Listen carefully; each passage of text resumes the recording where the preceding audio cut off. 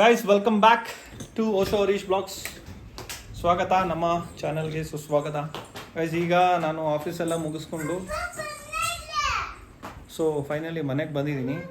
ಇವತ್ತು ವ್ಲಾಗಲ್ಲಿ ನಾನು ಅಪ್ಪದು ಸ್ವಲ್ಪ ಓಲ್ಡ್ ಮೆಮೊರೀಸ್ನ ಹಾಕ್ತಾಯಿದ್ದೀನಿ, ನೋಡ್ಕೊಳ್ಳಿ. ಈಗ ನಾನು ಜಿಮ್ ಎಕ್ಸಸೈಸ್ ಸ್ಟಾರ್ಟ್ ಮಾಡ್ತಾಯಿದ್ದೀನಿ, ಡೇ 5. ಓಕೆ, ಇವತ್ತು ಡೇ 5 ಎಕ್ಸಸೈಸ್ ಇರುತ್ತೆ. ಎರಡನೇದು ಇವತ್ತೊಂದು ಡಿಶ್ ಮಾಡ್ತಿದ್ದೀನಿ, ಅದನ್ನು ನಿಮಗೆ ತೋರಿಸ್ತೀನಿ ಬನ್ನಿ ಗೈಸ್. ವರ್ಕೌಟ್ ಮುಗೀತು. ಇವತ್ತು ಬಂದ್ಬಿಟ್ಟು ಡಂಬಲ್ಸ್ ಅಷ್ಟು ಮಟ್ಟಕ್ಕೆ ಮಾಡಿದ್ದೀನಿ. ಈಗ ಗೈಸ್ ನೆಕ್ಸ್ಟು ಎಡಿಟಿಂಗು ಪ್ಲಸ್ ಒಂದು ಡಿಶ್ ಮಾಡ್ತೀನಿ, ಸಮಥಿಂಗ್ ಡಿಫ್ರೆಂಟ್ಲಿ ಮಾಡೋಣ. ನಂದು ಡಿಶ್ ಆಗೋಕ್ಕಿಂತ ಮುಂಚೆ ಫಸ್ಟು ಅಪ್ಪದು ಮೆಮೊರೀಸ್ ಹಾಕ್ತೀನಿ ನೋಡಿ ಗೈಸ್. ಎಲ್ಲ ಹೋಗಿ ಒಂದು 1000 ರೂಪಾಯಿನ ಕೇಳಿದ್ಗೆ ಯಾರು ನಮ್ಮ ಅಕ್ಕಂದ್ರೆ ಯಾರು ಕೊಡಲಿಲ್ಲ, ನಮ್ಮ ಮಾವ ಕೊಟ್ಟಿಲ್ಲ. ಅದಕ್ಕೋಸ್ಕರ ನಾನು ಹತ್ಕೊಂಡು ಹೋಗಿದ್ದೆ. ಆವಾಗ ಹತ್ಕೊಂಡು ಹೋಗ್ತಾ ಇರ್ಬೇಕಾದ್ರೆ ಅಲ್ಲಿ ಒಂದು ಕೋರಮಂಗಲದಲ್ಲಿ ಒಂದು ಕಲ್ಯಾಣ ಮಂಟಪ ಇದೆ, ಹಳೆ ಕಾಲದ್ದು. ಇವಾಗ ಅದು ಹೆಸರು ಏನೋ ಗೊತ್ತಿಲ್ಲ. ಕೃಷ್ಣದ ಮಂಟಪನ? ಅಲ್ಲ, ಕಲ್ಯಾಣ ಮಂಟಪ ಒಂದಿದೆ, ಮಂಗಳ ಏನೋ ಒಂದು ಕಲ್ಯಾಣ ಮಂಟಪ, ಅದು ಇವಾಗ ಇದೆ. ಅದು ಅಲ್ಲಿ ಹತ್ಕೊಂಡು ಹೋಗ್ತಾ ಇದ್ದೆ ನಾನು. ಅದರಲ್ಲಿ ಒಬ್ಬ ವಾಚ್ಮೆನ್, ನಮ್ಮೂರಂದ್ರೆ ನಮ್ಮೂರನ್ನೆಲ್ಲ ಆದರೆ ವಾಚ್ಮನ್ ಆಗಿದ್ದ. ಅವನು ಕಂಡಿಡ್ಕೊಂಡು ನನ್ನನ್ನು ಬರೋ ಹುಡುಗ ಬರ ಇಲ್ಲಿ ಅಂದ. ಯಾರಣ್ಣ ಅಂದು, ನೀನು ಅತ್ಲೇಟ್ ತಾನೆ, ಸಿಕ್ಕಿಲ್ಲ ಮಗನ್ ತಾನೆ ನೀನು ಅಂದ. ಆವಾಗ ಯಾಕಣ್ಣ ಅಂದ, ಏನು ಕತ್ಕೊಂಡು ಹೋಗ್ತಾ ಇದ್ದೆ. ಅವ್ನಿಗೆ ಹೇಳಿದೆ ಈ ಥರ ಸ್ಟೋರಿ. ಹಿಂಗೆ 1000 ರೂಪಾಯಿ ಅಡ್ವಾನ್ಸ್ ಬೇಕಾಗಿತ್ತು ಕೋರಮಂಗಲದಲ್ಲಿ, ಮನೆ ನೋಡಿದ್ದೆ ಸರ್. 100 ರೂಪಾಯಿ ಬಾಡಿಗೆ, 1000 ರೂಪಾಯಿ ಅಡ್ವಾನ್ಸ್. ಎಲ್ಲ ಊರಲ್ಲಿದ್ರು. ಎಲ್ಲಿ ಮದುವೆ ಇತ್ತು ನಾನು? ಆಮೇಲೆ ಓಕೆ, ಅವನು ನಾನು ಹೇಳಿದೆ ಹಂಗೆ ಅಂತ. 1000 ರೂಪಾಯಿ ಇಲ್ಲ ನಾನು ಹತ್ರ, ಊರಲ್ಲಿ ಎಲ್ಲರ ಹತ್ರ ಕೇಳ್ಕೊಂಬಂದೆ, ಯಾರೂ ಕೊಟ್ಟಿಲ್ಲ 1000 ರೂಪಾಯಿ, ನನ್ನ ಯಾರೂ ನಂಬಿಲ್ಲ ಅಂದೆ. ನೀನು ತಲೆ ಕೆಡಿಸ್ಕೊಬೇಡ, ನೀನು ಬಾ ಈ ಛತ್ರದಲ್ಲಿ ನೀನು 1000 ರೂಪಾಯಿ ಅಡ್ಜಸ್ಟ್ ಆಗೋರು ಇಲ್ಲಿ ಛತ್ರದಲ್ಲಿ ಮಲ್ಕೋ. ಆಮೇಲೆ 1000 ರೂಪಾಯಿ ಅಡ್ಜಸ್ಟ್ ಆದ್ಮೇಲೆ ರೂಮ್ ತಗೊಳ್ಳಿವೆ ಅಂದ. ಅವಾಗ ಅವನ್ನ ನೆನೆಸ್ಕೊಂಡೆ ನಾನು. ಅವರು ಛತ್ರದಲ್ಲಿ ಹೋಗಿ ಕೆಲಸ ಅದೇ ಒಂದೇ ಡ್ರೆಸ್ಸು, ಬೇರೆ ಡ್ರೆಸ್ ಇಲ್ಲ. ಒಗೆಯೋದು, ಕೆಲ್ಸಕ್ಕೆ ಹಾಕೊಂಡು ಹೋಗೋದು, ಮತ್ತೆ ಬರೋದು. ಆ ಛತ್ರದಲ್ಲಿ ಮಲಗಿದ್ದೆ ನಾನು. ಮದುವೆ ಆಗ್ಬಿಟ್ಟು ಮೇಲೆ ಹೋಗಿ ಮಲ್ಕೊಂತ ಇದ್ದೆ. ಆಮೇಲೆ ಅದನ್ನ ನೋಡಕ್ ಆಗ್ದಿರ ಅವ್ರ ಹೆಂಡತಿ ಏನು ಹೇಳಿದ್ರು, ಅವರು ಅದೇ ಲವ್ ಮ್ಯಾರೇಜ್ ಮಾಡಿ ಕರ್ಕೊಂಬಂದ್ಬಿಟ್ಟಿದ್ದೆ. ಅವಾಗ ಆಯಮ್ಮ ಏನು ಮಾಡಿದೆ, ನೀನು ಬರ ನಮ್ಮ ಮನೆಗೆ ಜೋಗ್ತಿ. ನಿಜ ಹೇಳ್ತೀರ, ನಿಜವಾಗ್ಲೂ ನಾನು ನಂಬಕ್ಕೆ ಆಗಲ್ಲ. ದೊಡ್ಡ ಸೈಟು, ಅದ್ರೊಳಗಡೆ ಗುಡ್ಸಲ್ ಹಾಕಿದ್ರು. ಗುಡ್ಸಲ್ ಹೋಗಿ ಮಲ್ಕೊಂಡಿದ್ದೆ ನಾನು. ಒಂದು 1000 ರೂಪಾಯಿ ಆಗೋವರೆಗೂ. ಒಂದು 1000 ರೂಪಾಯಿ ಆದಮೇಲೆ 1000 ರೂಪಾಯಿ ಬಾಡಿಗೆ, 100 ರೂಪಾಯಿ ಬಾಡಿಗೆ, 1000 ರೂಪಾಯಿ ಅಡ್ವಾನ್ಸು. ಫಸ್ಟ್ ನಾನು ಮನೆ ಮಾಡಿದ್ದು ಕೋರಮಂಗಲದಲ್ಲಿ. ನಂಬ್ತೀರಾ ನೀವು? ಅಲ್ಲಿಂದ ಸ್ಟಾರ್ಟ್ ಮಾಡಿದೆ. ಸೈಕಲ್ ತಗೊಳಕ್ಕೆ 3 ತಿಂಗಳು ಯೋಚನೆ ಮಾಡಿದ್ದೀನಿ. ಕೆಲಸ ಮಾಡ್ಕೊಂಡು ನೋಡ್ಕೊಂಡು ಹೋಗಿ ನೋಡ್ಕೊಂಡು ಬಂದು 3 ತಿಂಗಳಾದ್ಮೇಲೆ ಒಂದು ಸೈಕಲ್ ತೆಗ್ದಿದ್ದೀನಿ. ನನ್ನ ಕಷ್ಟ ಬಿದ್ದು ಯಾರು ಇಲ್ಲ. ನಾವು ಸಂಪಾದಿಸ್ಬೇಕು, ನಾವು ತಿನ್ಬೇಕು, ನಾವು ಉಳಿಸ್ಕೋಬೇಕು. ಆದ್ರೆ ನನಗೆ ಗೊತ್ತಾಗಿದೆ, ಯಾರನ್ನೂ ನಂಬಿಲ್ಲ. ಅದು ಏನೋ ದೇವರ ಅದೃಷ್ಟ. ನಿಮ್ಮ ಅಮ್ಮನ ಮದುವೆ ಆದ್ರೆ ನಿಮ್ಮ ಅಮ್ಮ 8,000 ಕೊಟ್ಟರು. ಅವರು ನನಗೆ ಕೊಡ್ತೀನಿ ಅಂತ ಹೇಳಿದ್ರು. ಮದುವೆ ಮಾಡಿ ಎಲ್ಲ ಮಾಡಿ 8,000 ಕೊಟ್ಟರು. 8,000 ನಾವು ಹೋಗಿ ಲೀಸ್ ಹಾಕ್ಕೊಂಡೆ. 8,000 1 ರೂಪಾಯಿ ಕೂಡ ಖರ್ಚು ಮಾಡಿಲ್ಲ ನಾನು. ಆದರೆ ನಮ್ಮ ಮನೇಲಿ ಮಾಡಿರೋದೆಲ್ಲ ನನಗೆ ಮೋಸ. ನಮ್ಮ ಅಮ್ಮನ ನನಗೆ ಅಂತ ಒಂದು ಹೊಲ ಕೊಟ್ಟಿದ್ರು, 1 ಎಕರೆ ಹೊಲ. ಅದನ್ನು ನಂಬಿ ಅವ್ರು 7,000 ಇಸ್ಕೊಂಬಿಟ್ಟವ್ರು. ನಮ್ಮ ಅಪ್ಪನೂ ನಮ್ಮ ಅಣ್ಣ. ನನಗೆ 1 ರೂಪಾಯಿ ಕೊಟ್ಟಿಲ್ಲ ನನ್ನ ಮದುವೆಗೆ. ಮನೆಗೆ ಎಲ್ಲರಿಗೂ ಬಟ್ಟೆಗಳು ತೆಗ್ದಿದ್ದೀನಿ ನಾನೇ, ನನ್ನ ಕಾಸಿಂದ. ನಾನು ತೆಗ್ಕೊಟ್ಟಿದ್ದೀನಿ. ಅವರು ಸಾಲ ಮಾಡಿದ್ದಾರೆ, 1 ರೂಪಾಯಿ ಕೊಟ್ಟಿಲ್ಲ. ಮದುವೆಗೆ 1 ತಿಂಗಳು 2 ತಿಂಗಳಾದ್ಮೇಲೆ ಊರಲ್ಲಿ ಒಬ್ಬ ನನ್ನ ಫ್ರೆಂಡ್ ಒಬ್ಬ ಹೇಳ್ದ, ನಿನ್ನ ಮದುವೆಗೆ ಸಾಲ ಇಸ್ಕೊಂಡಿದ್ದಾರೆ 7,000 ಕೊಟ್ರ ಅಂದ. ಅವ ನಮ್ಮಪ್ಪ ನಮ್ಮನೆಗೆ ಬಂದಿದ್ದಾನೆ. ಅದು ದುಡ್ಡು ಹೇಳಿದ ತಕ್ಷಣ ನೈಟ್ 4 ಗಂಟೆಗೆಲ್ಲ ಎಸ್ಕೇಪ್ ಊರಿಗೆ ನಮ್ಮಪ್ಪ. ನನಗೆ ಎಷ್ಟು ಕಷ್ಟ ಕೊಟ್ಟವ್ರು ಗೊತ್ತಾ ನನಗೆ. 1 ರೂಪಾಯಿ ಅಲ್ಲ, 1 ರೂಪಾಯಿ ಕೂಡ ಕೊಟ್ಟಿಲ್ಲ ನನಗೆ. ಅದೇ ನಿನ್ಗೊಂದು ವಿಷಯ ಗೊತ್ತಾ, ಅರ್ಧ ಎಕರೆ ನಾನು ಉಳಿಸ್ಕೊಂಡಿದ್ದೆ. ಲಾಸ್ಟಲ್ಲಿ ಇದು ಏನೂ ಮಾಡಬಾರ್ದು, ಅದನ್ನ ಹಂಗೆ ಇಟ್ಕೊಂಡಿರ್ಬೇಕು ಅಂತ. ಲಾಸ್ಟಲ್ಲಿ ಮನೆ ಕಟ್ಟಿದ್ರಲ್ಲ, ನಾನೇನು ಮಾಡಿಬಿಟ್ಟೆ, 8 ರೂಪಾಯಿಗೆ ಬಡ್ಡಿಗೆ 5 ಲಕ್ಷ ಇಸ್ಕೊಬಿಟ್ಟೆ. ಮನೆ ಕಟ್ಟೋರು ಸಾಲಿಲ್ಲ ಅಂತ. ನಾನು ಸಂಬಳ ಪೂರ್ತಿ ಬಡ್ಡಿನೇ ಕಟ್ತಾ ಇದ್ದೆ ಗೊತ್ತಾ, ತಿಂಗಳ. ನಂಬ್ತೀರಾ ಯಾರಾದ್ರು? ಮತ್ ಸಂಸಾರ ಸಂಸಾರ ನಿಮ್ಮ ಅಮ್ಮನ ಕೆಲ್ಸಕ್ಕೆ ಹೋಗೋಳು, ಹುಡುಗರನ್ನ ಓದಿಸ್ಬೇಕು. ಎಷ್ಟು ಕಷ್ಟ ಎಲ್ಲ ಹೇಳಿದ್ರು ಯಾರು ನಂಬಲ್ಲ. ಇವಾಗ ಸುಮ್ಮನೆ ಕುತ್ಕೊಂಡ್ಬಿಟ್ಟು ತಿಂದ್ಬಿಡ್ತೀವಿ ಅಂದ್ರೆ ನಮ್ಗೆ ಬಿದ್ದಿರೋ ಕಷ್ಟ ಯಾರು ಅದ್ರಲ್ಲಿ ಇತ್ತಲ್ಲಮ್ಮ. ನೀನು ಬಂದಿದ್ದು ಯಾವಾಗಪ್ಪ? ನಾನು ಬಂದಿದ್ದು 83 83 ಅಂದ್ರೆ ನಿನ್ಗೆ ವಯಸ್ಸು? ವಯಸ್ಸೇನು 12 ವರ್ಷ ಆಗಿತ್ತು. ಅವಾಗ ಸ್ಕೂಲ್ಗೇನು ಹೋಗ್ತಾ ಇದ್ದಿಲ್ವಾ? ಸ್ಕೂಲ್ಗೆ ಹೋಗಿದ್ದೆ. ಸ್ಕೂಲ್ಗೆ ಹೋಗಿದ್ರು. ಸ್ಕೂಲ್ಗೆ ಹೋಗಿ ಸ್ಕೂಲ್ ವೇಸ್ಟ್ ಹೇಳಿದ್ರು, ನೀನ್ ಚೆನ್ನಾಗಿ ಓದ್ತೀಯಾ, ನೀನು Post ಮಾಡು. ಪಾಸ್ ಕಾರ್ಡ್ ಕೊಟ್ಬಿಟ್ರೆ ಅವತ್ತೇ ಹಾ. ನೀನ್ ಚೆನ್ನಾಗಿ ಓದ್ತೀಯಾ, ಹೋಗ್ಬಿಟ್ಟು ನೀನು ಹೈಸ್ಕೂಲ್ಗೆ ಹೋಗು, ನೆಕ್ಸ್ಟ್ ಓದು, ಬಿಡಬೇಡ ನೀನು, ಚೆನ್ನಾಗಿದೆ ನಿನ್ಗೆ ಇಂಟ್ರೆಸ್ಟ್ ಅಂತ ಹೇಳಿದ್ರು. ಮಾಸ್ ಕಾರ್ಡ್ ಎಲ್ಲ ಕೊಟ್ಬಿಟ್ರು. ಹಾ. 3 ತಗೊಂಬಂದು ಮನೇಲಿ ಇಟ್ಬಿಟ್ಟು ನಾನು ಸ್ಕೂಲ್ಗೆ ಹೋಗ್ತೀನಿ ಅಂತ ಇದಕ್ಕೇನು ಹೇಳಿದ್ರು ಗೊತ್ತಾ ನಮ್ಮಪ್ಪ? ಇವಾಗ 2 ಕುರಿ ಮೇಯಿಸಿದ್ರೆ 4 ಕುರಿ ಆಗ್ತದೆ ವರ್ಷಕ್ಕೆ, ಅದು ಬೇರೆ ಕೇಳಿ ನಿನ್ಗೆ ಅಂತ. ಗೊತ್ತಾ ನಿಮ್ಗೆ? 2 ಹಸುಗಳು 2 ಕುರಿಗಳು ಮೇಯಿಸು ಸಾಕು ನೀನು ಅಂದು. ಆಮೇಲೆ ನಾನು ಅಲ್ಲ, ಕೇಳಿಲ್ಲ. ಈಗ ನೀವು ಮಗನೇ ತಾನೆ, ಈಗ ಅವರೆಲ್ಲ ಮಕ್ಳ ಅಂದಂಗೆ ನೀವು ಅವ್ರಿಗೆ ಮೋಸ ಮಾಡಿದ್ದಾರೆ ನಿಮ್ಮಪ್ಪ. ಅವ್ರು ಯಾರು ಓದಿಲ್ಲ, ಓದಕ್ಕೆ ಇಂಟ್ರೆಸ್ಟ್, ಅವ್ರಿಗೆ ಸ್ಕೂಲ್ ಕಳಿಸ್ತೀವಿ, ಸ್ಕೂಲ್ಗೆ ಹೋಗ್ತಾ ಇರ್ಲಿಲ್ಲ ನಮ್ಮ ಅಣ್ಣ. ಹಾ ಚಿನ್ನಿ ಬಾಯಿ ಅಲ್ಲ, ಈಗ ಮಾತಾಡೋರು ಅವ್ರಿಗೂ ಮಾತಾಡ್ತಿದ್ರ ಅಂತ ನಿಮ್ಮ ಅಣ್ಣಗೆ ಅವ್ರಿಗೆ. ಗೊತ್ತಾಗಿ ನಮ್ಮ ಮನೇಲಿ ನಾನು ಒಂಥರ ಡಿಫ್ರೆಂಟ್. ಕೊಡ್ತೀನಿ.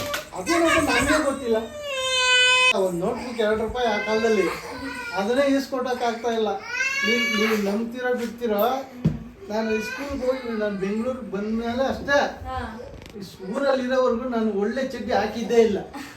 ಹಿಂದೆಗಡೆ ಇಲ್ಲೇ ಹರಿದೋಗಿರೋದು, ಹಿಂದೆಗಡೆ 2 ಕಡೆ ಹರಿದೋಗಿರೋದು, ಅದನ್ನೇ ಹಾಕೊಂಡು ಓಡಾಡ್ತಾ ಇದ್ದೆ ಗೊತ್ತಾ ನಾನು ಊರಲ್ಲಿ. ಅದು ಯಾವ್ದಾನ ಹಬ್ಬ ಬಂದ್ರೆ ಈ ಯಾವ್ದು ಬಟ್ಟೆಗಳು ಅಂತಾರೆ ನಮ್ಮ ಕಡೆ, ಹಳೆ ಬಟ್ಟೆ ಸೇಲ್ ಮಾಡ್ತಾರೆ ಫುಟ್ಪಾತ್ ಮೇಲೆ ಹಾಕೊಂಡು. ಆ ಬಟ್ಟೆಗಳು ತಗೋಬಾರ್ದು ನಮ್ಮ ಮನೆಗೆ.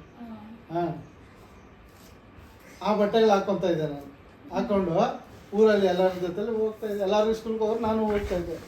ಹಾಂ, ಯಾರೂ ನಂಬೋಕ್ಕಾಗಲ್ಲ. ಆಮೇಲೆ ನಮ್ಮ ಮಾವ ಅದೇ ಇವಾಗ ನಮ್ಮ ಮನೆ ಪಕ್ಕದಲ್ಲಿ ಅಪ್ಪ ನೀನು ಟೈಲರ್ ಕೆಲಸ ಕಲ್ತ್ಕೊಬಿಡು, ಯಾವಾಗೋ ಕೆಲಸ ಇರುತ್ತೆ ಅಂತ ಟೈಲರ್ ಅಪ್ಪ ಅದೊಂದು ಕೆಲಸ ಮಾಡ್ದೆ, ಕಲಿಸ್ದ. ಅವಾಗ ನಮ್ಮಪ್ಪ ಅಲ್ಲಿ ಸುಳ್ಗಿದಾಗಿದ್ದೆ ನಾನು. ಅಲ್ಲಿ ನಮ್ಮಮ್ಮ ತಾಯಿ ಮನೆಯಲ್ಲ, ಅಲ್ಲಿ ಒಬ್ಬ ಮಾವ ಇದ್ದ ನನಗೆ, ಅವ್ರ ತಮ್ಮ. ಅವನು ಕರ್ಕೊಂಡೋಗಿದ್ದ, ಬಾ ಇಲ್ಲಿ 1 ತಿಂಗಳು ಇರುವೆ ಅಂತ. ಅಲ್ಲಿ ಹೋಗ್ಬಿಟ್ಟು ಅಲ್ಲಿ ಸುಮ್ಮನಿರ್ತಾ ಇರಲಿಲ್ಲೇನೋ, ಟೈಲರ್ ಕೆಲಸಕ್ಕೆ ಹೋಗ್ಬಿಡ್ತಾ ಇದೆ ಕಲಿಯೋಕ್ಕೆ ಸುಳ್ಗಿರ್ಕಿ ಸಿಟಿಗೆ. ಅಲ್ಲಿ ಬಂದು ನಮ್ಮಪ್ಪ ಈಗ ಕುಡಿ ಮೇಸರು ಯಾರೇ ಇಲ್ಲ ಬರ ಅಂತೇಳಿ ಬಂದು ಕರ್ಕೊಂಡು ಹೋಗ್ರು. ಹಾಂ, ಆಮೇಲೆ ನಾವು ಅಮ್ಮನಿಗೆ ಫುಲ್ ಸೀರಿಯಸ್ ಆಗೋಯ್ತು. ಯಾರು 1 ರೂಪಾಯಿ ಕೊಟ್ಟು ಹಾಸ್ಪಿಟ್ಲಿಗೆ ಕರ್ಕೊಂಡು ಹೋಗಿಲ್ಲ. ನೀನು ನಂಬ್ತೀಯ? ಆವಾಗ ಹೊಟ್ಟೆ ನೋವು ಸೊದೋಗ್ಬಿಡ್ತೀನಿ ಅಂತಾಳೆ, ಏನೇನೋ ಹೇಳ್ತಾಳೆ. ಆವಾಗ ನಾನೇನು ಮಾಡಿದೆ, ನಮ್ಮವರು ರಿಲೇಷನ್ ಒಬ್ರು ಊರಲ್ಲಿ ಇರೋರಲ್ಲ, ನಮ್ಮ ರಿಲೇಷನ್ನೇ, ಅಲ್ಲಿ ಒಬ್ರು ದುಡ್ಡಿರೋರು ಇದ್ದಾರೆ, ಅವ್ರಿಗೆ ಹೇಳಿದೆ, ಅಣ್ಣ ಈ ಥರ ಚಿಕ್ಕಪ್ಪ ಆಗ್ಬೇಕು ನಮಗೆ, ಅವರು ಕಾಸ್ಬೇಕು 1000 ರೂಪಾಯಿ ಅಂತ ಕೇಳಿದೆ ನಾನು. ಅವ್ರೇನು ಹೇಳಿದ್ರು ಗೊತ್ತಾ? ಕೊಡ್ತೀನಿ, ನಮ್ಮನೆ 1 ವರ್ಷ ಕೆಲಸ ಮಾಡಬೇಕು ಅಂತ, 1000 ರೂಪಾಯಿಗೆ. ನಿಜ ಹೇಳ್ತೀನಿ, ನಮ್ಮ ಅಮ್ಮನಿಗೆ ಹೆಸರಾಗಿ 1000 ರೂಪಾಯಿ ಈಸ್ಕೊಟ್ಟು ಹಾಸ್ಪಿಟ್ಲಿಗೆ ಕಳಿಸಿ ನಾನು 1 ವರ್ಷ ಅವ್ರ ಮನೇಲಿ ನೇಗ್ಲುತ್ತಿದ್ದೀನಿ. 1 ವರ್ಷ ಕರೆಕ್ಟಾಗಿ ಕೆಲಸ ಮಾಡಿದ್ದೀನಿ 1000 ರೂಪಾಯಿಗೆ. 1 ವರ್ಷ ಕೆಲಸ ಮಾಡಿ ಅವ್ರು 1 ವರ್ಷ ಇನ್ನೇನು ನಾಳೆ ಆಗುತ್ತೆ, ಇವತ್ತಿಗೆ ಬಿಡಬೇಕು. ದೀಪಾವಳಿ ಹಬ್ಬದ ದಿವಸ, ದೀಪಾವಳಿ ಹಬ್ಬಕ್ಕೆ ಎಂಡು ಆವತ್ತು ದೀಪಾವಳಿ ನಾಳೆ ಆಗೋಯ್ತು. ಮಾರನೇ ದಿವಸಕ್ಕೆ ನಮ್ಮ ಮನೆಗೆ ಬರೋ ದಿವಸನೇ ಅದು ಹೆಂಗೆ ನನ್ನ ಹತ್ರ 30 ರೂಪಾಯಿ ಅಡ್ಜಸ್ಟ್ ಆಗೋಯ್ತು ದುಡ್ಡು. ಆ 30 ರೂಪಾಯಿ ಎತ್ಕೊಂಡು ನಾನು ಬೆಂಗಳೂರಿಗೆ ಕೊಟ್ಟು ಬಂದವನು. ದೀಪಾವಳಿ ಹಬ್ಬ ಮುಗಿದ ಮಾರನೇ ದಿವಸಕ್ಕೆ 30 ರೂಪಾಯಿ ಎತ್ಕೊಂಡು ನಮ್ಮೂರಲ್ಲಿ ಒಬ್ರು ಇದ್ರು, ಅವರು ಮುಂಡಡಿಪಾಳ್ಯದಲ್ಲಿ ಅಂಗಡಿ ಇಟ್ಟಿದ್ರು. ಅವನು ನನ್ನ ಕ್ಲಾಸ್ಮೇಟವನು, ಆ ಅಂಗಡಿಯಲ್ಲಿ ಅವ್ರ ಅಣ್ಣನ ಅಂಗಡಿಯಲ್ಲಿ ಕೆಲಸ ಮಾಡ್ತಾ ಇದ್ದ. ಅವನು ನಾನು ಒಂದೇ ಕ್ಲಾಸ್ಮೇಟು. ಆಮೇಲೆ ಅವನು ಬೆಂಗಳೂರಿಗೆ ಬಂದಮೇಲೆ ನಾನು ಟೈಲರಿಂಗ್ ಕೆಲಸ ಕಲಿಯೋಕ್ಕೆ ಅವ್ರ ಹತ್ರ ಸಂಬಳಕ್ಕೆ ಹೋಗ್ಬಿಟ್ನಲ್ಲ 1 ವರ್ಷ. ಆಮೇಲೆ ಆ 30 ರೂಪಾಯಿ ಎತ್ಕೊಂಡು ಅವನಿಗೂ ಬಸ್ ಫೇರ್ ಹಾಕ್ಕೊಂಡು ಕರ್ಕೊಂಡ್ಬಂದು ಅಂಗಡಿಯ ಬಿಟ್ಟರು. ಇಲ್ಲಿ ಬಂದು ಏನು ಅಲ್ದಿದ್ದೀವಿ ಗೊತ್ತಾ, ಬೆಂಗಳೂರಲ್ಲಿ ನಾಷ್ಟ ಬೆಳಗ್ಗೆ ಎದ್ದು ತಿನ್ನೋಕ್ಕಿಲ್ಲ. ಅದು ಹೇಳಪ್ಪ, ಅದು ಗಂಟೆಗೆ ಕರೆಕ್ಟಾಗಿ ಅವ್ರ ಮನೇಲಿ ನಾಷ್ಟ. ಅವ್ರು ಹಿಂದಿಯವರು, ನನಗೆ ಹಿಂದಿ ಏನಂದ್ರೆ ಗೊತ್ತಿಲ್ಲ. ಊರಾಗಿದ್ದವನಿಗೆ ಹಿಂದಿ ಅಂದರೆ ಏನು ಗೊತ್ತಾ? ಅವ್ರ ಮನೇಲಿ ಎಲ್ಲ ಹಿಂದಿ ಮಾತಾಡೋದು, ನನ್ನ ಕನ್ನಡ. 11 ಗಂಟೆಗೆ ಟಿಫನ್ ಕೊಡೋರು, 2 ಚಪಾತಿ ಅಷ್ಟೇ.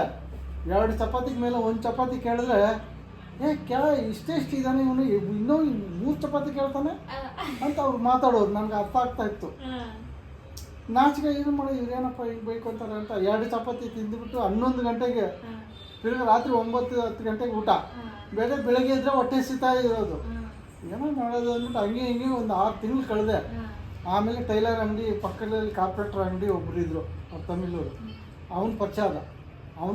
ಅವಾಗ ಅವನೇನು ಹೇಳ್ದ ಗೊತ್ತಾ, ಅಣ್ಣ ಈ ಥರ ನನಗೆ ಬೆಳಗ್ಗೆ ಹೊಟ್ಟೆಸಿ, ಅವನೇನು ಹೇಳ್ದ ಗೊತ್ತಾ, ನೀನು ಹೊಟ್ಟೆಸ್ಕೊಂಡಿರ್ಬೇಡ, ನಮ್ಮ ಅಮ್ಮ ಹತ್ರ ಹೋಗಿ ಅವ್ರ ಕಾರ್ಪೆಂಟ್ರ್ ಅಂಗಡಿ ಬೆಳಗ್ಗೆ ಟೈಮ್ ಇಡ್ಲಿ ಹಾಕೋದು, 10 ಪೈಸೆ ಒಂದು ಇಡ್ಲಿ, ನಿನ್ಗೆ ಎಷ್ಟು ಇಡ್ಲಿ ಬೇಕಾ ತಿನ್ನೋ, ನಾನು ಕೊಡ್ತೀನಿ ಕಾಸು ಅಂದ್ಬಿಟ್ಟ. ಅವನು ಆಲ್ಟ್ರೇಷನ್ಗೆ ಅವ್ರು ಓನರ್ ಇಲ್ದಾಗ ಆಲ್ಟ್ರೇಷನ್ ಮಾಡಿಕೊಡು ಅಂತ ಹೇಳೋನು. ಆ ಥರ ನಾನು ಎಷ್ಟೊಂದು ದಿವಸ ತಿಂದ್ಬಿಟ್ಟು ಅವ್ರ ಮನೇಲಿ ಇದ್ದೀನಿ ಗೊತ್ತಾ. ಯಾರು ನಿಜ ಹೇಳ್ತೀನಿ ಗೌತಮಿ, ಮನೆಗೆ ಗೊತ್ತಿದ್ದೀರ, ಅದೇ 30 ರೂಪಾಯಿ ಎತ್ಕೊಂಡು ಬಂದವನು 2 ವರ್ಷ ಆಯಿತು ನಮ್ಮ ಮನೆಗೆ ಯಾರು ಬಂದು ನನ್ನ ನೋಡಿಲ್ಲ, ಮಾತಾಡ್ಸಿಲ್ಲ. ಎಷ್ಟು ಪ್ರೀತಿ ಇದೆ ನನ್ನ ಮೇಲೆ ನೋಡಿ ನಮ್ಮ ಅಪ್ಪ ನಮ್ಮ ಅಮ್ಮನಿಗೆ. ಅಲ್ಲ ನೀವು ಈ ಥರ ಎಲ್ಲ ಇದ್ದಾಗ ಅಪ್ಪ ಅಮ್ಮನ ಮೇಲೆ ರಿಲೇಷನ್ ಮೇಲೆ ಪ್ರೀತಿ ಹೆಂಗೆ ಬರುತ್ತೆ ಹೇಳಿ ನೋಡೋಣ ನೀನು. ಹಾಂ ನೋಡಿ ನೋಡಿ ನಾವ್ಯಾಕೆ ಅನ್ಸ್ಕೊಳೋದು ಕೆಲಸ. ಹಂಗೆ ನಾನು ಒಂದೊಂದು ಕಷ್ಟ ಬಿದ್ದಿದ್ದೀವಿ ಅಂದರೆ ಇವಾಗ ನೆನೆಸ್ಕೊಂಡ್ರೆ ಅದೆಲ್ಲ ಒಂಥರ ಅಳು ಬರುತ್ತೆ. ಯಾರೇ ಇಲ್ಲ ನಮಗೆ ಅಂತ ಆ ಥರ ನಾನು ಇದು ಮಾಡಿದ್ದು. ಹಂಗೆ ಹೋಗಲಿ ಎಲ್ಲರೂ ಸೇರಿ ಯಾರೂ ಒಪ್ಕಿಲ್ಲ ಬಿಡು. ನಮ್ಮ ಮದುವೆಗೆ ಯಾರು ನಮ್ಮ ಮನೆಯವರು ಯಾರು ಬಂದಿಲ್ಲ, ಅಲ್ಲಿ ಬಂದಿದ್ರು ಯಾರೂ ಒಪ್ಕೊಂಡಿಲ್ಲ. ಎಲ್ಲ ಅವ್ರ ಮಗಳು ಮಾಡ್ಕೊ, ಇವ್ರ ಮಗಳನ್ನ ಮಾಡ್ಕೊ, ಆಸ್ತಿ ಬರ್ಕೊಡ್ತೀನಿ ಅಂದರು. ನನಗೆ ಆ ಆಸ್ತಿ ಮೇಲೆಲ್ಲ ಆಸೆ ಇಲ್ಲ. 100,000 ರೂಪಾಯಿ ಕೊಡ್ತಿದ್ದವ್ರು ಆಸ್ತಿ ಕೊಡ್ತಾರ? ಅಲ್ಲ, ನೀ ಯೋಚನೆ ಮಾಡು. ಹಾಂ, ಸುಮ್ಮನೆ ಹೇಳ್ತಾರೆ ಇವಾಗ. ಅದು ಇನ್ನೊಬ್ಬರು ಏನು ಹೇಳಿದ್ರು ಗೊತ್ತಾ, ಬೆಂಗಳೂರಲ್ಲಿ ಹೋಗಿ ಎಲ್ಲಿ ಆದ್ಕಂತ ತಿಂತಾವ ನಾವು ಬೆಂಗಳೂರಲ್ಲಿ, ಅವ್ನಿಗೋಗಿ ಹುಡುಗಿ ಕೊಟ್ಟು ನಾವೇನು ಮನಸ್ಸು ಸಾಕಣ ಅಂದ್ಬಿಟ್ರು. ಅಲ್ಲ ಹೇಳಿದ್ದು ಆ ಥರ ಮನುಷ್ಯರಲ್ಲಿ ದೇಶ ನಮ್ಮ ಶಕ್ತಿ, ನಾವು ಎಲ್ಲರ ಮುಂದೆ ನಿಂತ್ಕೊಂಡು ನೋಡಬೇಕು. ಅದು ಏನೇನು ಮಾತಾಡೋರು ಗೊತ್ತಾ, ಅಣ್ಣನಿಗೆ ಹುಡುಗಿ ಕೊಡೋಂದಿದ್ಗೆ ನಿಮಗೆ ತಿನ್ನೋಕೆ ಇಟ್ಟಿಲ್ಲ, ನನ್ನ ಮಗಳನ್ನ ಕರ್ಕೊಟ್ಬಿಟ್ಟು ನಾವೇ ಸಾಕಣ. ನನ್ನ ಮೊಮ್ಮಗಳನ್ನ 18 ಊರ ಮುಂದೆ ಕಾರಲ್ಲಿ ಬಂದು ನಿಲ್ಲಬೇಕು, ಆ ಥರ ಅವ್ರಿಗೆ ನಾವು ಕೊಟ್ಟು ಮದುವೆ ಮಾಡೋದು ಒಂದು. ನಿಮಗೆಲ್ಲ ಕೊಡೋಲ್ಲ ಅಂತ. ನಾನು ಆ ದೇಶಕ್ಕೋಸ್ಕರಗೆ ಹುಡುಗರ ಕೈಯಲ್ಲಿ ಕಾರ್ ತಗೊಂಡು ನಾವು ಹೋಗಿ ಊರಲ್ಲಿ ಕಾರಲ್ಲಿ ಇಳಿದಿದ್ದೆ. ನಾನು ಅದನ್ನ ಕಾರ್ ತೆಗ್ದಾಗ ಫಸ್ಟು ನಮ್ಮ ಊರಿಗೆ ಹೋಗಿದ್ದೆ. ನಾನು ಅದಕ್ಕೋಸ್ಕರ ಏನೇನೋ ಕಥೆಗಳು ಎಷ್ಟೆಷ್ಟು ನಡೆದೈತೆ. ಇವಾಗ ಹೇಳ್ತಾರೆ ನಾವು ಇಲ್ಲ ನೀವಿಲ್ಲ ಅಂತ. ಇವಾಗೆಲ್ಲ ಏನೂ ಇಲ್ಲ, ನಾವು ಚೆನ್ನಾಗಿದ್ರೆ ಮಾತ್ರ ಎಲ್ಲರೂ. ಇವತ್ತು ಏನೋ ಒಂದು ಥರ ಚೆನ್ನಾಗಿದ್ದೀವಿ ಅಂದರೆ ಅದಕ್ಕೆ ಕಾರಣ. Welcome back. ಎಕ್ಸಸೈಸ್ ಮುಗಿತು, ಸ್ನಾನ ಮುಗಿತು. ಸೊ ಈಗ ನಾನು ಊಟ ಮಾಡೋಕ್ಕಿಂತ ಮುಂಚೆ ನೋಡಿ, ನಿನ್ನೆ ನಾನು ಸ್ಟ್ರಾಬೆರಿ ಸಾಸ್ ಮಾಡಿದ್ದೆ. ಸೊ ಇವತ್ತು ಚಾಕ್ಲೇಟ್ ಸಾಸ್ ಮಾಡ್ತಾಯಿದ್ದೀನಿ. Sugar, Chacko powder, vanilla essence plus 1 cup water. So ಇದರಲ್ಲಿ ಮುಖಾಂತರ ಮಾಡ್ತಾಯಿದ್ದೀನಿ ಗೈಸ್. ಈ ಮಾಡೋದನ್ನು ನಾನು ಶಾರ್ಟ್ಸಲ್ಲಿ ಹಾಕಿರ್ತೀನಿ, ಶಾರ್ಟ್ಸಲ್ಲಿ ನೋಡಿ. ಇಷ್ಟ ಆದರೆ ಲೈಕ್ ಮಾಡಿ, ಸಬ್ಸ್ಕ್ರೈಬ್ ಮಾಡಿ. ಓಕೆ, ಬನ್ನಿ. ಇದರಲ್ಲಿ ಸ್ವಲ್ಪ ತುಣುಕು ತೋರಿಸ್ತೀನಿ, ಒಂದು ಹೇಗೆ ಮಾಡಿರೋದನ್ನು ತೋರಿಸ್ತೀನಿ, ಬಟ್ ಫುಲ್ಲು ಡೀಟೇಲ್ಸು ನಿಮಗೆ ಶಾರ್ಟ್ಸಲ್ಲಿ ಸಿಗುತ್ತೆ. ಚಾಕ್ಲೇಟ್ ಸಾಸ್ ಮಾಡಾಯಿತು ನೋಡಿ, ಬೌಲ್ಗೆ ಹಾಕಿದ್ದೀನಿ. ಸಾರಿ, ಬೌಲಲ್ಲಿ ಖಾಲಿ ಮಾಡಿ ಇದಕ್ಕೆ ಹಾಕಿದ್ದೀನಿ. Chocolate sauce ready.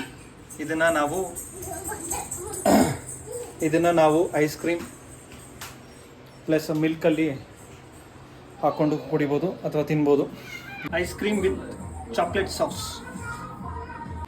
ಈ ವಿಡಿಯೋ ನಿಮಗೆ ಇಷ್ಟ ಆಗಿದ್ದಲ್ಲಿ please support us, subscribe, share, like, comment. ಮತ್ತೆ ಇನ್ನೊಂದು ನ್ಯೂ ಬ್ಲಾಗ್, ಸ್ಪೆಷಲ್ ಬ್ಲಾಗಲ್ಲಿ ಸಿಗೋಣ. ಅಲ್ಲಿವರೆಗೂ ಟೇಕ್ ಕೇರ್. ಶುಭರಾತ್ರಿ. ನಮಸ್ಕಾರ.